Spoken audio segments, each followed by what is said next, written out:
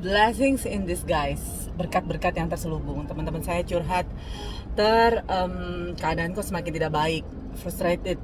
Saya bilang memang keadaan semakin tidak baik, tapi Tuhan bisa mengubahkannya menjadi kebaikan bagi setiap orang yang mengasihi Tuhan, yaitu orang yang sungguh-sungguh kerja. Saya bilang kita kan kalau kerja sungguh-sungguh, kita kan kalau mencurahkan hati kita, pikiran kita tuh segenap hati ketika kita bekerja. Kita itu kan orangnya total, saya bilang. Kita diuntungkan. Gimana caranya diuntungkan? Nah, saya bilang seperti petani mengerjakan ladangnya ya, di tengah-tengah ladangnya dia juga harus mengerjakan ilalang yang tidak berguna gitu kan, yang membuang waktu dia.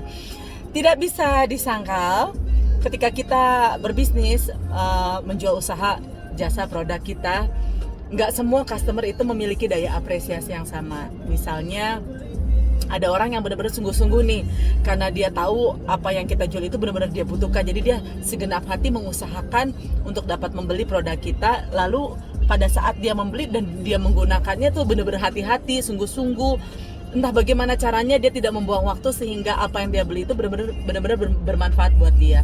Tapi nggak bisa disangkal ada juga customer yang beli asal gitu, jadi nggak tanggung jawab, nggak komitmen gitu. Apalagi mungkin bisa dibilang soal jasa. Nah, kebetulan saya adalah seorang guru. Saya bilang kita diuntungkan dengan keadaan seperti ini. Kamu capek nggak ngajar? Misalnya ada murid yang setengah hati, ada yang sungguh-sungguh banget, ada yang sungguh-sungguh kuadrat pangkal 10. Nah, di satu sisi tenaga yang kamu curahkan, kerja keras yang kamu berikan, gimana? Total kan? Tapi nggak semua punya daya apresiasi yang sama. Akhirnya apa?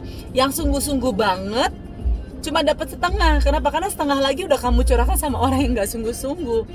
Jadi kamunya juga ngelihat hasil kamu kok kayaknya gini-gini aja perkembangan murid kamu.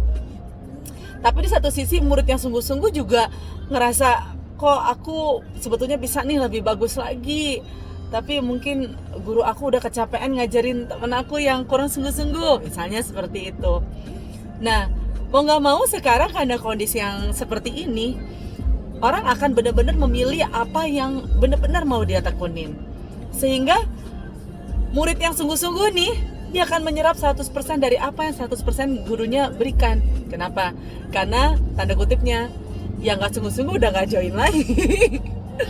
Jadi hasilnya lebih cepat dan si customer, si konsumen, si murid juga mendapatkan yang terbaik, yang total. Karena semua yang dicurahkan gurunya itu diserap sama dia.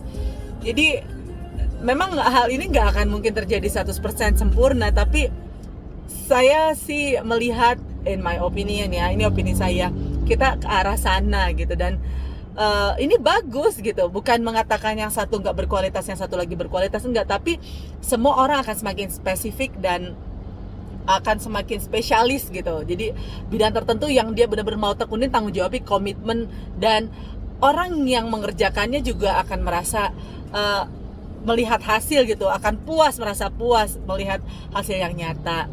Jadi nggak apa-apa keadaan seperti ini buat kebaikan bagi kita yang mengasihi Tuhan, yaitu orang yang sungguh-sungguh bekerja mengusahakan yang terbaik dari apa yang Tuhan telah taruhkan di hati, tubuh, jiwa, tangan, kaki kita. Jadi jangan menyerah.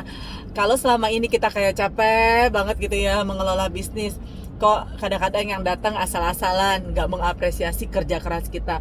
Semakin kita sungguh-sungguh fokus serius, maka akan terseleksilah customer kita, orang yang benar-benar mengapresiasi kita dan emang benar-benar butuh dan menghargai apa yang dia udah beli dari kita. Itu yang akan Tuhan kirimkan.